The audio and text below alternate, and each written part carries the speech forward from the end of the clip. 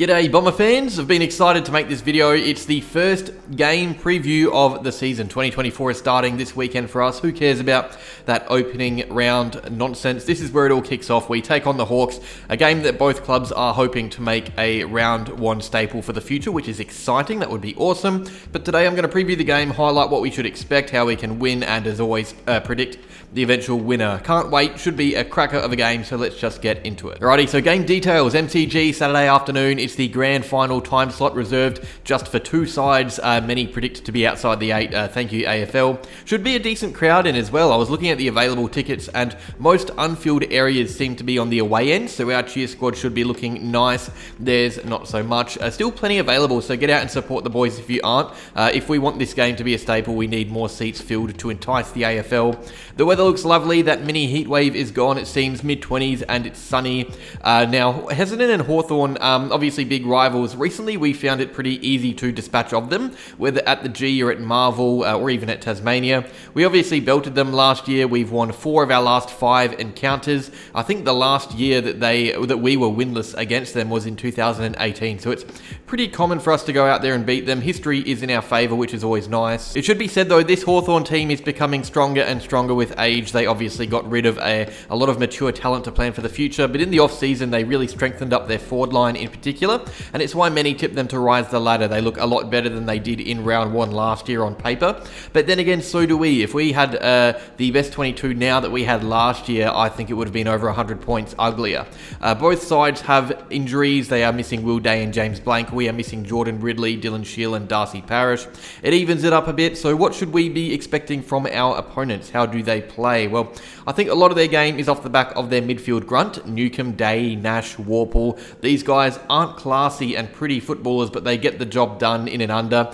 They make it really tough for opponents to be clean with ball use, and they win their fair share of clearances. For Hawthorn, this will be possession-based battle, trying to get the ball in their forward 50 more than the opposition, because if they can do that, then they can trust their small forward brigade to apply pressure and keep it down there. They got Ginnivan, they got Watson, they got Moore. There are some real tenacious figures there, so that's the game plan in a nutshell, trying to allow their shambles of a defence to be, I guess, quiet, based on midfield strength and forward pressure. How are we going to play? Well, we're missing our best clearance operators, so I think from the get-go we'll be on the back foot. It's really all up to our defence to be solid under pressure and exit smoothly. I think the way the game is destined to be played will probably be in the favour of the Hawks, and that's if it is on their terms, but I think you can expect a really physical game of footy. The Hawks will be hot and ready to beat their rivals, make a statement, prove Nuffy's wrong. It will be hot at the contest, and I think that favours them. For us, it's all about our ball movement and killing the Hawks through sheer speed and class on the rebound. We were very good at it last year.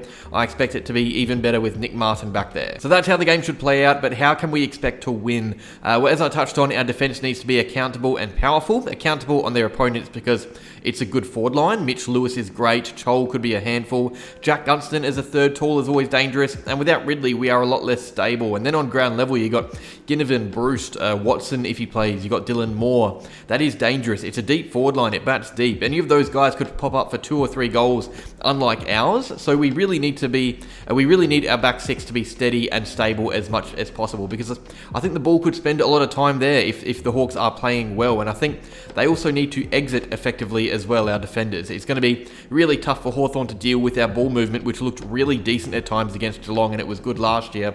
Nick Martin, Zach Merritt, expect these guys to be giving off those second or third kicks in a chain to really open up the ground and the game. That's the way we can kill the Hawks, moving from defence to attack. Their team defence is not going to be a stable one. Their backline is shoddy. If we can get past the initial forward pressure and open up the game, we are golden. But if we manage to break even or win the clearance count, I think it goes a long way for us winning the game. I think if we manage more inside 50s, we're probably going to walk away with the 4 points just because of that Hawthorn defence. It's really not promising at all. Injuries are running through it, and I know it sounds basic, but having the ball in your 50 more makes it more likely for you to score. Against Hawthorn, that is even more prominent of a theory, so just breaking even on the clearance or inside 50 count could really make our push for a victory even better. It makes the job of Todd Goldstein in particular all the more important. Ned Reeves is a mid-table ruck, no offence. They don't really have anyone else there that can replace him, whereas our second ruck is Sam Draper if he's playing. These guys can run Reeves ragged through the day, make it impossible for him to be winning meaningful hitouts. And I think the midfield battle is important, but with the ruck battle, that could decide the game if we get on top, make it hard for Newcomb and Warple to get that meaningful space off a stoppage. Stoppage hitouts were our kryptonite last year. With Goldstein there, it looks a lot more manageable. I should say though, I don't expect our midfield to get the upper hand. Parrish and Shield are two of our best clearance midfielders. It puts a lot of pressure on Setterfield to be that guy that feeds Merritt out for a whole game while being defensively accountable. It's tough on him, but as I said, break even, put the ball in their D50 with power and pace from centre clearances. It's harder for them to manage entries than for us, I think. And from there, our forward line needs to be efficient. We can't be entering half-assed with floating kicks on Wright's head. We really need to punish their lack of class back there and make it hard for them to defend our entries. The best kind of pressure is scoreboard pressure. We need Wright and Langford running their backs ragged. We need Jones to be at least making contest after contest. And we need whoever that plays on Sicily to keep him defensively accountable. That's their danger man. If Sicily gets 25 to 30 touches, we're in trouble. If we can make sure he's having to defend more than he attacks, it gives us a big win in that regard, because our forward pressure is an issue. We need to lock the ball in their 50, make sure they don't attack on the rebound. Their best ball users are in that defensive half of the ground. You've got Sicily, Amon, Massimo, these guys, Blake Hardwick, these are guys that you don't want to have the ball in the hands of. So if we make sure those exit kicks are rushed and under pressure, it makes it hard for them to punish us through the corridor like teams did last year. One of our biggest weaknesses is our team defensive setup, letting sides simply walk it out of our forward line with ease. I would love to see that put to a stop in round one, and the Hawks are a good team to test it on. And also really quickly, I think it's important to go in treating this game as a game against Collingwood or Brisbane. I know it's not, but complacency is a killer. Nothing hurts more than being relaxed and having a barrage of goals kicked on you. We should be winning this game. A hard-fought loss for them is respectable. Their fans will be happy with that. Anything other than a win for us is a disaster for our season, and it's a horrible start. So we need to treat this game like a final to ensure we aren't caught off guard and we don't lose in that regard. Danger players for both teams. For Hawthorn, you got James Sicily. He is their playmaker from defence. Jai Newcomb. This is a guy that can really punish our injured engine room. And Mitch Lewis up forward. We can't be losing in the air because it's hard enough on ground level against that forward line. Mitch Lewis is a great player. As for us, I think Merritt is an obvious danger man. Peter Wright up against Sam Frost has the potential to get ugly if he has one of those games. And Todd Goldstein, I think he can have a massive say on the match if he gives us meaningful wins in the ruck. It could nullify their bigger midfield in the battle. And he needs to be on from the get-go, make it hard for them to exploit our undersized engine room, as I've talked about this whole video. Some quick team news before the prediction. I have the missing players on both sides, some with asterisks that we could potentially see. Keep in mind this was filmed on Monday because I am getting my equipment fixed during the week, so we could see some changes here or there.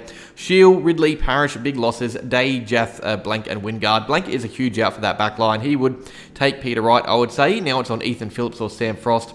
Day is big as well, fantastic player. Jaff, he was performing well in the preseason, but we saw how poor he was against us under pressure last year. He gifted us some goals to add to that scoreline. I think on paper, the names missing probably favour them. I think we have some big outs, but really our depth is better. They are a younger club, so there is no excuse whatsoever if we do lose. You cannot blame injuries because they have some bad ones as well. It's pretty much even in that regard, in my opinion.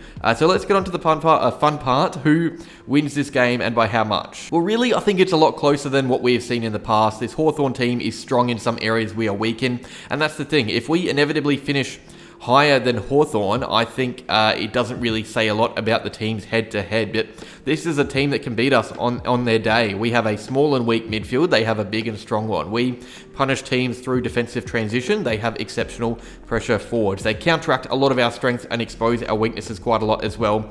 So predicting the Hawks to win isn't that weird of a take. I think they could probably do it, to be honest. I would be more surprised if they don't come out and challenge us while some big names are missing from areas that they are already stronger in. In saying that though, I think we are more experienced. If we manage to get the ball in our 50, we can really hurt them. They have a proper poor backline that we can expose. I'm backing us to win, not by as much as last year. It could be scrappy, it could be hard fought, but I think we are the more likely team to win. We're the more likely team to score on paper. I think Essendon win by 20 points, but they won't make it easy for us. That is that first match preview of the year. Get your comments in down below. Who do you think will win on Saturday? I am pumped. Should be an awesome game, awesome atmosphere for those going. Like if you enjoyed, subscribe if you're new, and as always, go Bombers.